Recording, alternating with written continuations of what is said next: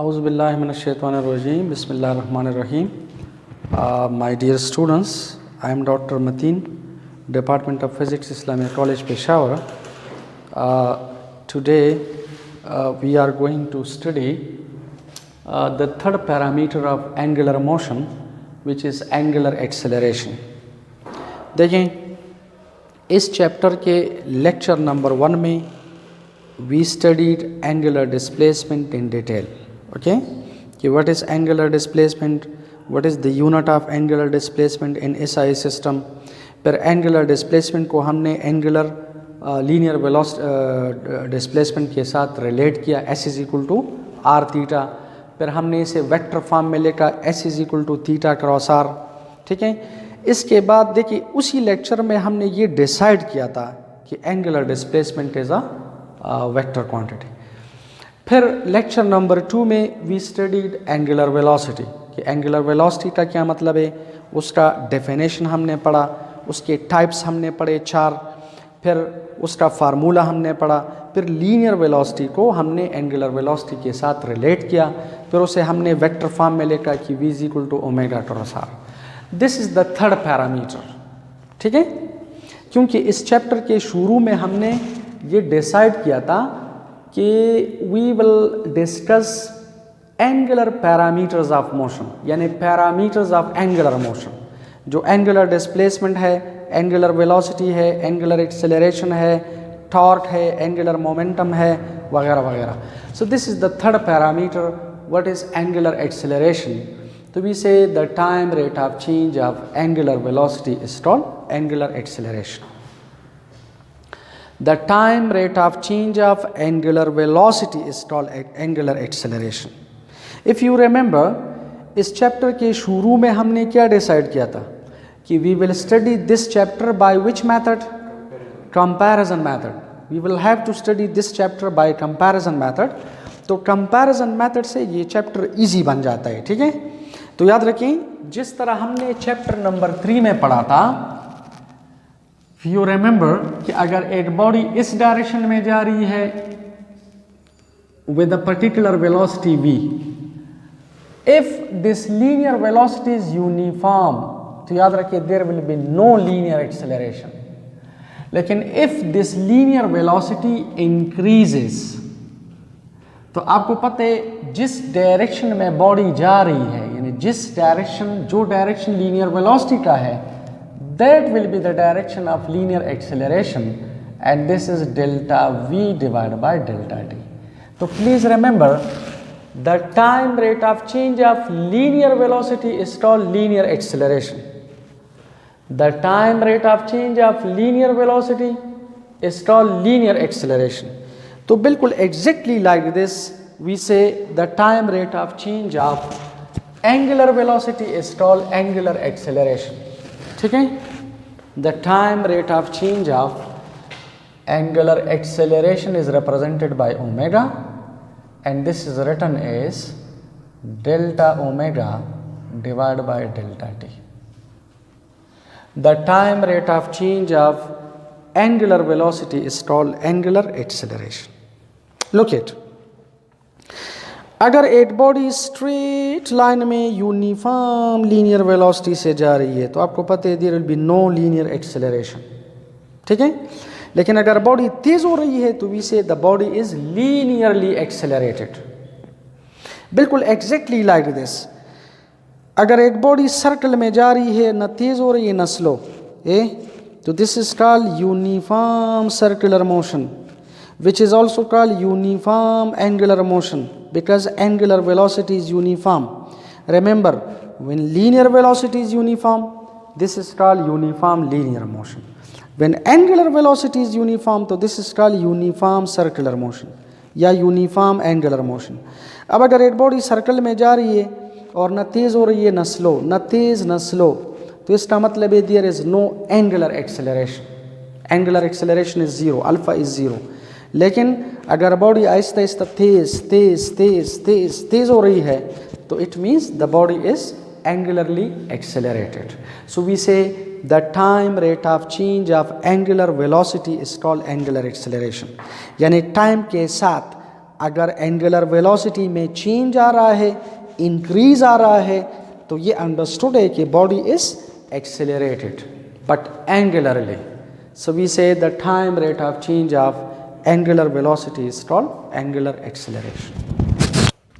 अच्छा देखो, इसका एक जो यूनिट है, रिमेंबर एसआई सिस्टम में नंबर 1 एंगुलर वेलोसिटी का यूनिट है रेडियन पर सेकंड और टाइम का पर सेकंड तो radian per second squared.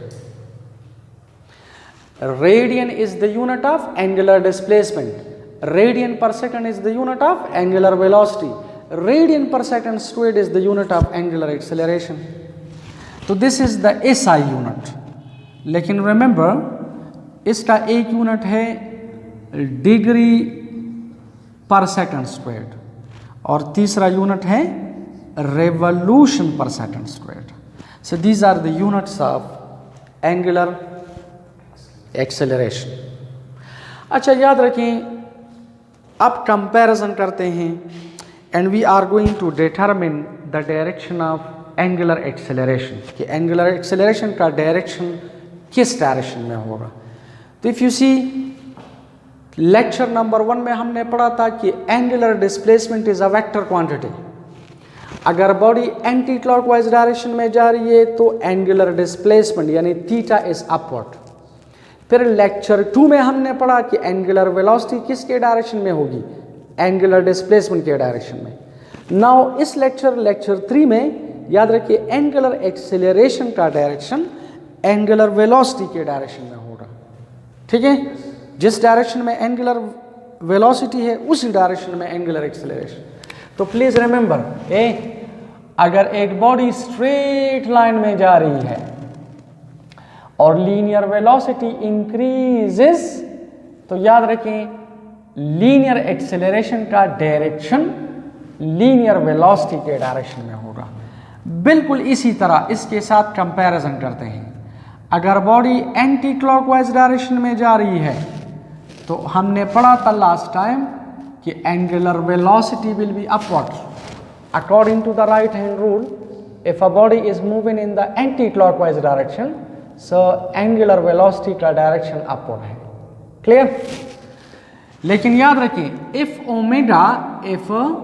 Omega increases तो it means the body is angularly accelerated and therefore जिस डायरेक्शन में ओमेगा है उसी डायरेक्शन में अल्फा भी है. तो याद रखिए omega and alpha are parallel. And remember this is an MCQ. कभी कभार एक एमसीक्यू आ जाता है कि in circular motion when omega and alpha are parallel the body is becoming, तो नीचे लिखा हुआ होता है faster and faster, slower and slower, first faster then slower, first slower then faster. तो remember whenever omega and alpha are parallel so the body will become faster and faster. ठीक है. अच्छा look at, अगर एक body suppose clockwise direction में जा रही है, what will be the direction of omega? Downward. This is downward. लेकिन if omega increases what will be alpha? Downward. Alpha will be downward. Or again the body is becoming faster and faster. Now look at, फिर comparison करते हैं. अगर एक body straight line में straight line में linear velocity से जा रही है, लेकिन if this linear velocity decreases so the body is not accelerated, the body is decelerated.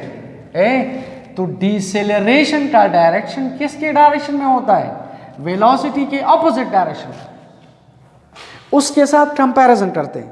अगर एक बॉडी स्ट्रेट लाइन में जा रही है एंड लीनियर वेलोसिटी डिक्रीजेस, तो याद रखिए linear acceleration which is deceleration it will be opposite to the direction of velocity. बिल्कुल एग्जैक्टली लाइक दिस है. हमारे पास अगर एक बॉडी है, ये बॉडी एंटी क्लॉकवाइज डायरेक्शन में जा रही है, ठीक है, तो याद रखिए this is the direction of omega. लेकिन if omega decreases, if omega decreases, तो याद रखिए alpha will be downward because now the body is not accelerated angularly बल्कि इट इज डिसेलरेटेड। ठीक है, आज़ान हो रही है लेकिन अच्छा देखें, सिमिलरली अगर एक बॉडी क्लॉकवाइज डायरेक्शन में जा रही है लाइक दिस है, सो व्हाट विल हैपन, देखें ओमेगा इज डाउनवर्ड, लेकिन ठीक है if omega decreases, so what will happen, if omega decreases तो alpha will be upward, and in this case alpha and omega are anti-parallel. In this case alpha and omega are anti-parallel. Okay,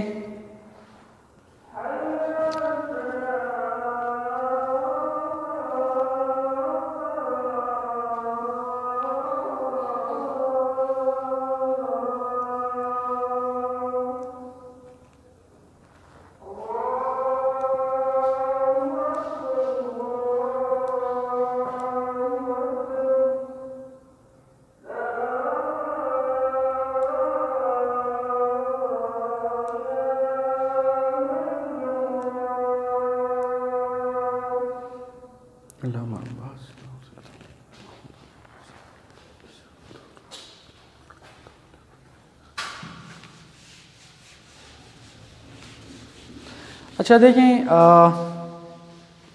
कभी कभार एक MCQ आ जाता है कि in circular motion when omega and alpha are antiparallel, so the body is becoming, तो नीचे लिखा वो होते हैं faster and faster, slower and slower, first faster then slower, first slower then faster. तो if omega and alpha are antiparallel, तो remember the body will become slower and slower. अगर parallel है तो फास्टर एंड फास्टर, और अगर anti parallel है तो slower and slower. आप लीनियर मोशन के साथ इसका कंपैरिजन कर सकते हैं। अच्छा नाउ लुक एट, जिस तरह एंगुलर वेलोसिटी में हमने टाइप्स पढ़े थे, तो इसमें भी नंबर 1 है यूनिफॉर्म एंगुलर एक्सेलरेशन, नंबर 2 है वेरिएबल एंगुलर एक्सेलरेशन, नंबर 3 है एवरेज एंगुलर एक्सेलरेशन, नंबर 4 है instantaneous angular acceleration. Uniform angular acceleration का क्या मतलब है? If equal changes occur in the angular velocity of a body in equal intervals of time. ठीक है, for example first second में angular displacement इतना है, लेकिन सेकंड में इसमें जो चेंज आ रहा है वो अगर इक्वल है, मतलब आप देखें ये लेट अस सपोज ये इतना वो इनिशियल है, इसमें ये चेंज आया है, इसी तरह फिर ये वाला, यानी अगर एंगुलर वेलोसिटी में पर सेकंड इक्वल चेंजेस आ रहे हैं, अगर बॉडी एक्सेलरेट हो रही है लेकिन पर सेकंड एंगुलर वेलोसिटी के यानी एंगुलर वेलोसिटी में यूनिफॉर्म चेंजेस आ रहे हैं। लेट अस सपोज पहले सेकंड में अगर बॉडी की एंगुलर वेलोसिटी थी 2 रेडियन पर सेकंड, दूसरे सेकंड में it is 4 radian per second, तीसरे सेकंड में 6 रेडियन पर सेकंड, और फिर आप देखिए let us suppose in 4th second it is 8 radian per second. तो आप लोग देखिए हर सेकंड के बाद वेलोसिटी में इक्वल चेंजेस आ रहे हैं।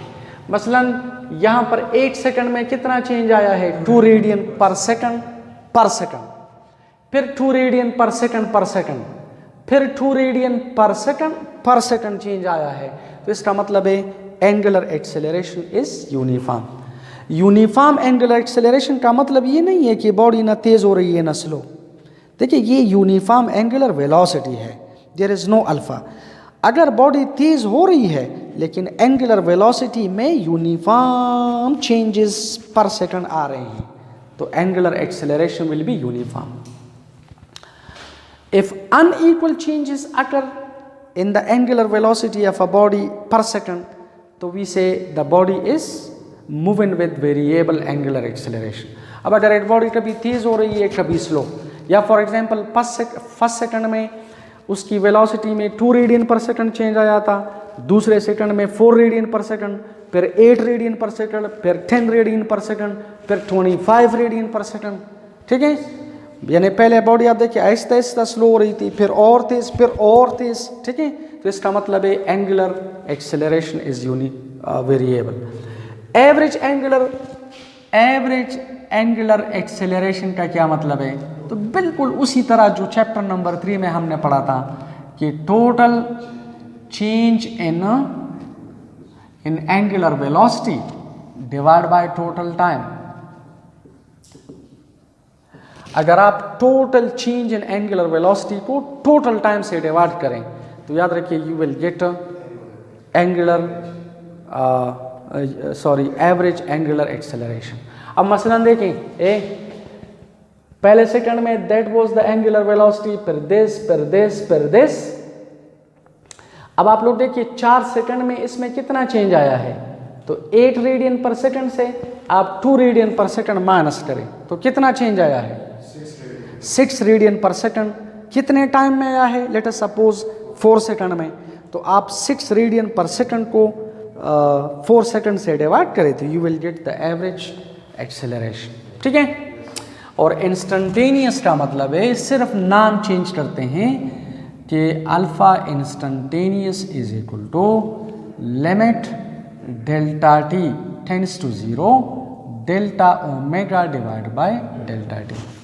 इंस्टेंटेनियस एंगुलर एक्सेलरेशन का मतलब है it is the ratio of the angular velocity, it is the ratio of the angular velocity to the time taken by the body when the time interval is extremely small या short. It is the ratio of the angular velocity to the time taken by the body when the time interval is extremely short। यानी instantaneous acceleration का मतलब है कि अगर आप हर point पे acceleration calculate करना चाहते हैं, मसलन पॉइंट ए पर, पॉइंट बी पर, सी पर, डी पर। अब अगर कोई बॉडी जो है पॉइंट ए से गुजर रही है तो आप देखिए the body will take a very short time. So for this very short time, very small time, what was the angular acceleration of the body? This is called instantaneous angular acceleration. ठीक है, अब हम ऐसा करते हैं कि इन दोनों को, इन एंगुलर एक्सेलरेशन और लीनियर एक्सेलरेशन को आपस में रिलेट करते हैं। ठीक है, ये वाला भी साफ करो।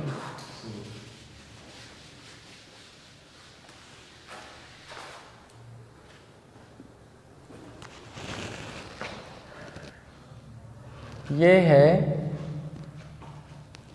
Relation between angular and linear accelerations।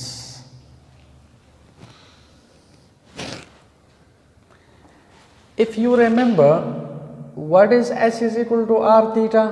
Relation between linear and angular displacement। इस इक्वेशन से हमने क्या डेराइव किया था? V is equal to R omega. Clear?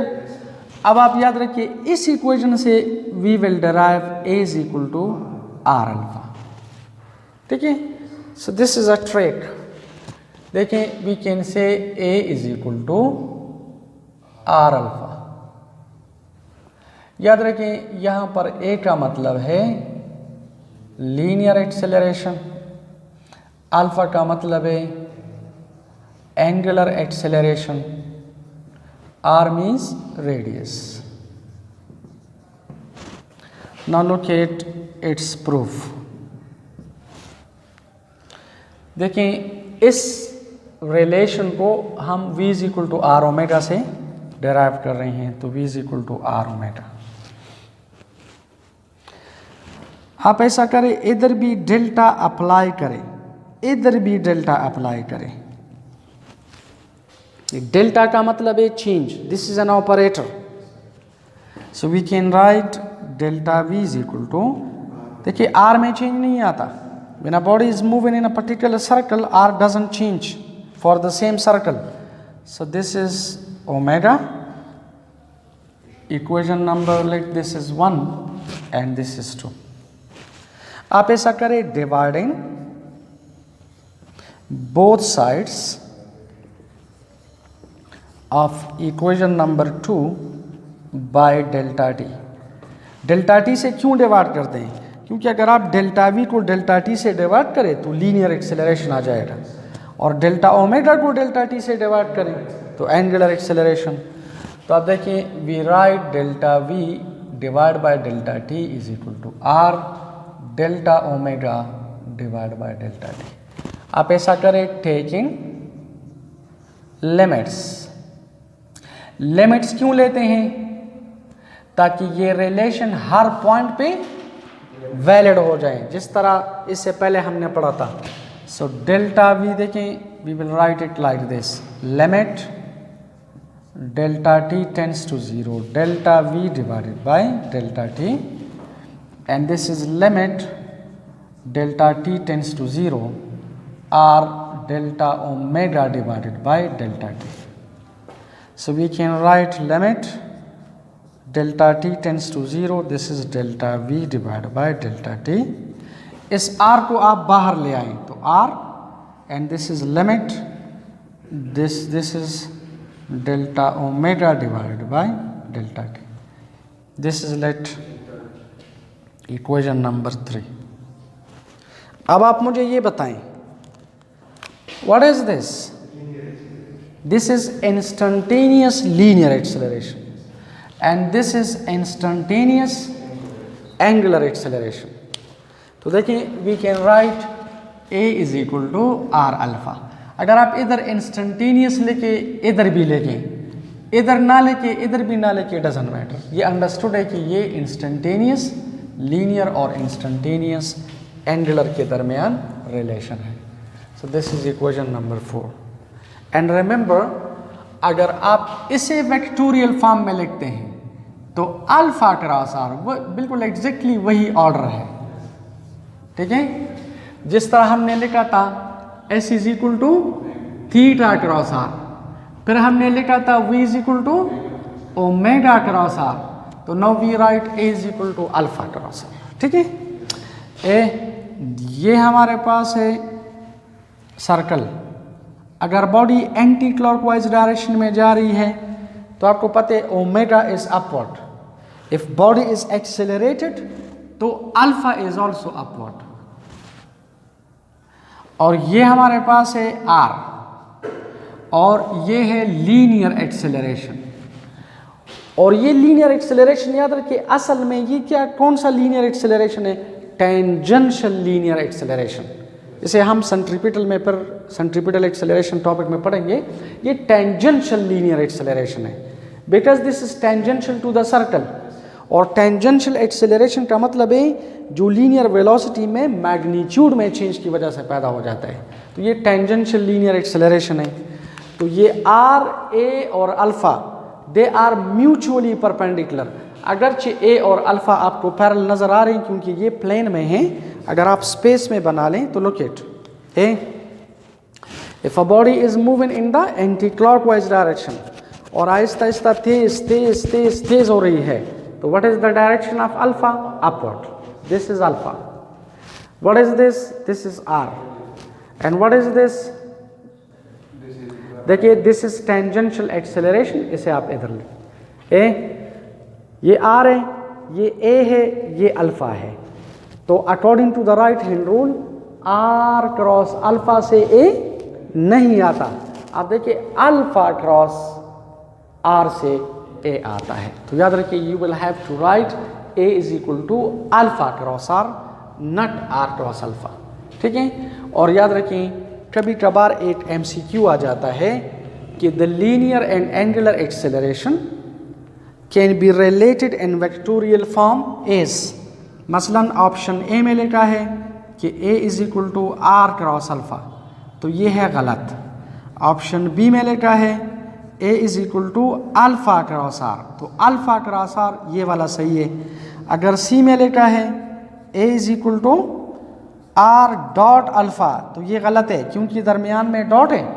जब दो वेक्टर्स के दरमियान में you see a dot, what does this mean? It means the result should be a scalar quantity, but this is a vector, so this is wrong. And similarly if this is A is equal to alpha dot R, तो ये भी गलत है क्योंकि result should be a scalar and this is a vector quantity. ठीक है, so this is an MCQ. तो any question? Thank you.